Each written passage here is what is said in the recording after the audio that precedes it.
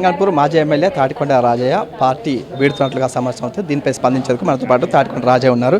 Sir మీరు చెప్పండి, పార్టీలో అసంతృప్తి నేపథ్యంలో పార్టీ వీడుతున్నట్లుగా సమాచారం అవుతుంది, ఏం చెప్తారు దీనికి? సో అసంతృప్తి ఉన్నమాట వాస్తవం. గత 6 నెలల నుండి అనేక అవమానాలకు గురవుతున్నాను. అయినా కూడా పార్టీకి మాత్రం వీర విధేయుడుగానే ఉంటున్నాను. పార్టీ అప్పచెప్పిన బాధ్యతలు ఆనాడు ఉప ముఖ్యమంత్రి పోయినప్పటి నుంచి ఇప్పటివరకు కూడా ఏనాడు కూడా పార్టీ మాట జవదాటలేదు. నాయకునికి అవమానపరుస్తూ కానీ కించపరుస్తూ ఎక్కడ కూడా మాట్లాడలేదు. అయినా కూడా పార్టీ నుండి సరి అయిన గుర్తింపు రావడం లేదు. గణపురం నియోజకవర్గం, జనగాం నియోజకవర్గం 2 ఎమ్మెల్యే నా కోటాలో గెలిపించుకున్నప్పటికీ కూడా అభివక్త వరంగల్ జిల్లాలో 2 గెలిచినా 2 కూడా నా కోటలోనే పడ్డాయి. సో నా క్యాడర్ గెలిపించింది, ఓ దగ్గర నేనున్నాను, మొత్తం మీద ఆ 2 గెలిచినాయి. అయినా కూడా పార్టీ దగ్గర నుంచి ఎలాంటి గుర్తింపు లేదు.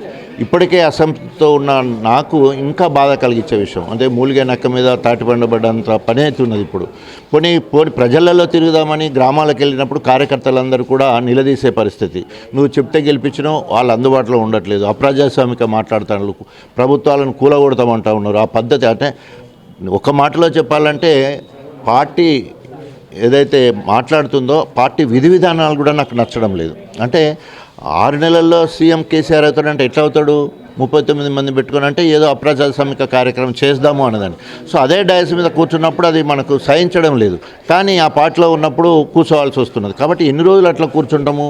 సో అందుకనే ఎప్పుడైనా ఏదో అంటారు కదా, విజ్ఞానవంతుడు మౌనంగా ఉండేది అంటే సమాజం నష్టపోతుందని. సో ఆ రకంగా ఉండొద్దు అనే ఆలోచనతోటి ప్రజల మనోభావాలకు, అదేవిధంగా నన్ను నమ్ముకున్న నాయకుల కార్యకర్తల మనోభావాలను గౌరవించాలనే ఆలోచన, అదేవిధంగా తెలంగాణ మొత్తం నుండి కూడా బహుజనులు కావచ్చు, వివిధ కుల సంఘాలు కావచ్చు, లేదా మాదిగ సామాజిక వర్గం బాగా ప్రెషర్ తీసుకురావడం జరుగుతుంది. నీవు ఒక మాదిగ సామాజిక వర్గంలో ఎదిగిన నాయకుడివి, నీకు ఇంత అవమానం జరిగితే నీకు అవమానం కాదు మా అందరికీ అవమానం జరుగుతున్నట్టు ఫీల్ అవుతున్నాం, నువ్వెందుకు ఇంకా అట్లే ఉంటున్నావు అని చెప్పేసి బాగా తీవ్ర ఒత్తిడి ఉంది. సో దానికి అనుగుణంగా మాదిగ అస్తిత్వాన్ని, మాదిగ ఆత్మగౌరవాన్ని కాపాడడానికి వారందరి ఆలోచనతో ముందుకెళ్లాలని అనుకుంటున్నా.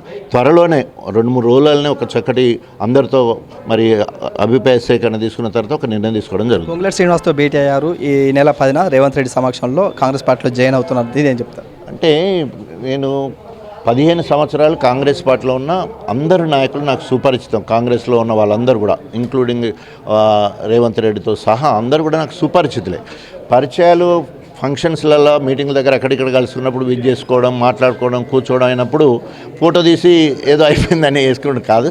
సో తప్పకుండా మీరే అంటూ 4 సార్లు ఎమ్మెల్యే, డిప్యూటీ సీఎంగా పనిచేసిన నాకు అంత సులువుగా ఏదో అల్లటప్ప ఉండదు. ఒకవేళ కనుక నేను పార్టీ మారి పార్టీలో జాయిన్ అయినప్పుడు తప్పకుండా మీ అందరికీ తెలియజేసే గ్రేట్గా పార్టీ మారుతానని చెప్పేసి తెలియజేసుకుంటాను.